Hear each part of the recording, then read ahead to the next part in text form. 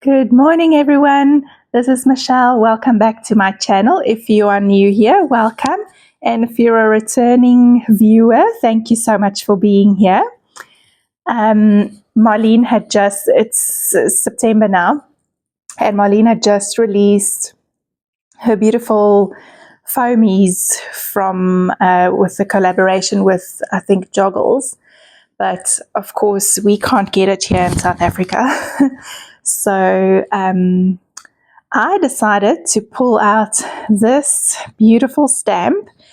This rose stamp was my first ever Art by Marlene purchase. I was looking for it for a very long time, and eventually I found it, and it turns out it was literally just on my doorstep. The craft supply shop that we have here stocks Art by Marlene. I never knew, and by, I don't know, probably a lot of internet searches, I finally managed to find the shop, and they happened to have this rose in stock, and I was delighted.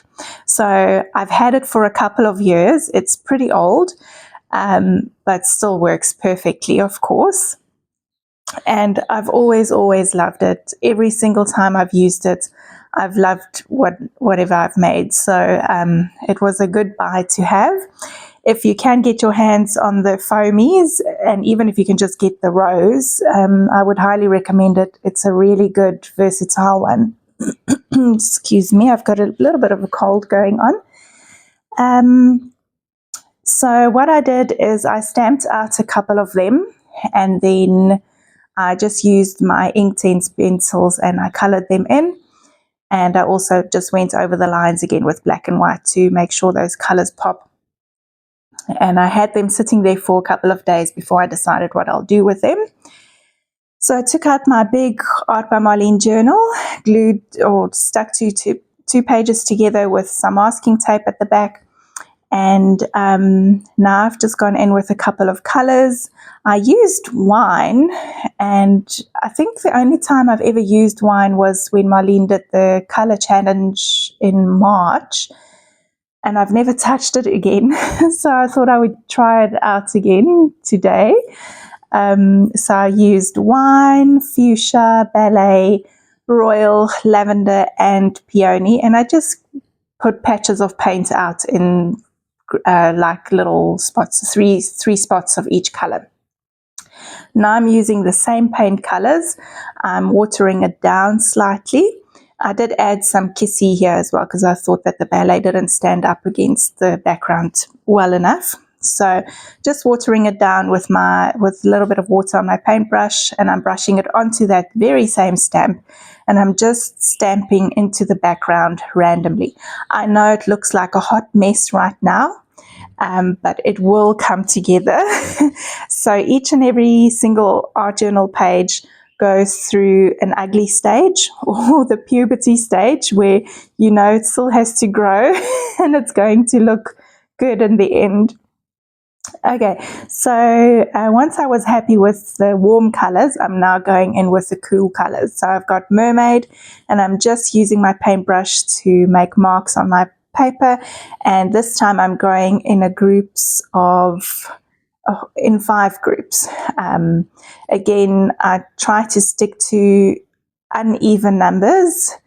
It's just visually more appealing for the eye to look at uneven numbers. Then I think it would be odd if I had 6 groups there or 2 groups. So I chose 5. So I went in with Mermaid and also with Kermit.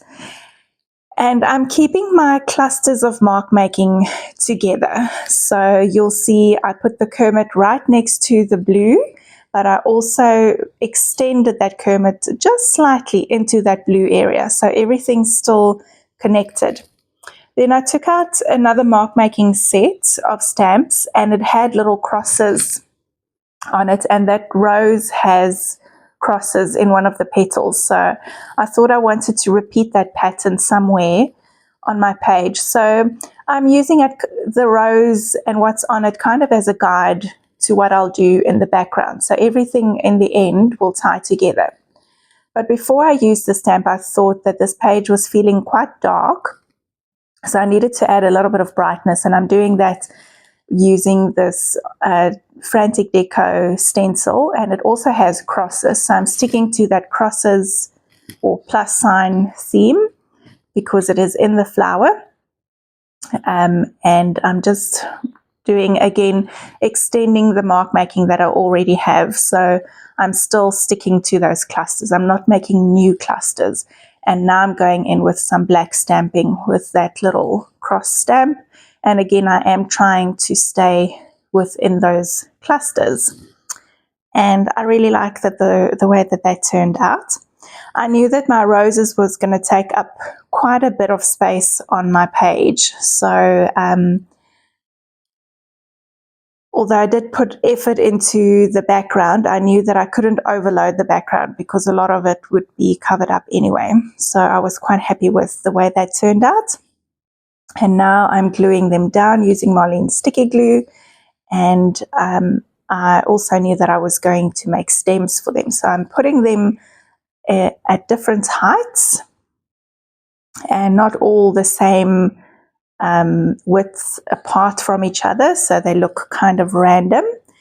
And then I took out this falling leaf stencil, and I thought that that would be perfect to make stems for them. I was looking for something else, but then I thought, let's just do the leaves. I'm sure it'll be pretty. So I'm using some white paint first. I did start with Marlene's lace paint, but I did switch over partly because my lace paint's nearly finished, and also because I really wanted a nice and opaque coverage. So I did switch over to my Amsterdam acrylic. So what I'm doing first is I'm blocking out some of the background with that white paint. So going through the stencil with white and putting my stems in, and that will give a white base for the green to go on top of. And you'll see that I'm also extending my stenciling by just moving the stencil down a little bit. So this leaf is quite short, but you can make it longer by just moving it down slightly. And now I'm going in with Envy, and I'm going to stencil over the top of that white with some green. Now, I really liked the white leaves, or I really like the black and white detail in the roses. So I thought to make them tie together, so to make the rose and the stems tie together so they're kind of still the similar style, I would leave a couple of the leaves white, and then I'm going to add some black detail on it. So there'll be that black and white element on the leaves as well as the roses. And I was really, really pleased with the way that that turned out. So I'm happy that I did that. I am brightening up those leaves just a little bit as well, just to make sure that they are really, really white, because I added the black and white detail back in again in the roses when I was done coloring them. That's nice and bright. So I wanted this to be bright as well. And then when I'm done with that, I'll give it a quick dry, and then I'm going to start going in with my paint pens, and I'm just going to add a little bit of detail here and there. I'm going to extend the stems, add some shading and highlights, and I'm also going to outline them as I always do. I'm not trying to be perfect with this, not in any way, shape or form. I find that the more imperfect it looks, the more arty it looks. So this is where the faffing starts. So I just wanted to let you know that if there is a new release and you can't get your hands on it for whatever reason, for us, it's here in South Africa, we cannot get that new release from Marlene. It's unfortunately for overseas only, but you can definitely find something in your stash that could be similar, or that could work similar, or could give you a similar look on your page or whatever. So try and go through your stash and see what you've got that you can use. And it gives you a little bit of a sense of satisfaction to use something that's older and to see that actually what that thing is still very, very valid, and it's still beautiful, and it can still be used in many, many different ways. And for me, that rose stamp is it's the perfect stamp. I've used it many, many times. The other way that I like to use it is to stamp it onto tissue paper, and then I glue that tissue paper down on my page, or you can stamp directly onto your page. So yeah, look at your older things, see how you can use it, and come up with new and fresh ways to use them. Okay, so now I'm going in with my circles or my dots in the leaves, and I really like the way that they turned out. I am varying the sizes of the dots just so they don't look too boring, and I'm putting tiny little dots in between, and I really, really love the way that that turned out. You'll see that I also did the shading inside the leaves with a blue marker. That's just because the green one didn't quite stand up well enough, so I did blue instead. And now I'm doing a very scribbly line all around those leaves. And you'll see in the close-ups when the video ends that they are really, really scribbly. I'm not being fussed about trying to make them perfect. I do find that the more imperfect they are, the better the end results look. Okay. Also, what I wanted to say is I had 5 of these roses, so again I'm sticking to the uneven numbers. I think for my brain 4 wouldn't look right, so I like to have 5, so it would be either 1, 3 or 5. So to tie the flowers and the stems together, I didn't want the flowers to just look stuck on, so I'm also doing a scribbly line all around the flowers so they've got the same kind of look as the leaves. And a little highlight on all of those leaves just to brighten things up a bit. I think because my background was so dark, I'm trying to add a little bit of white to make it look a little bit brighter. So I do that, and then I also do an extra highlight a little bit later on to brighten up the page somewhat. And then in total opposite of what I just said, I decided that the bottom of this page needed to be a little bit darker, so I'm just drawing some scribbly little grassies in there. It also just helps the roses to look a little bit more grounded, like they are planted in the ground there, and not like the stems just go on forever and ever. And a little bit of a shadow, so I'm just doing the right hand side and the bottom of all the flowers and some of the leaves, just to help the flowers pop off the background a bit and to add a little bit of shadow.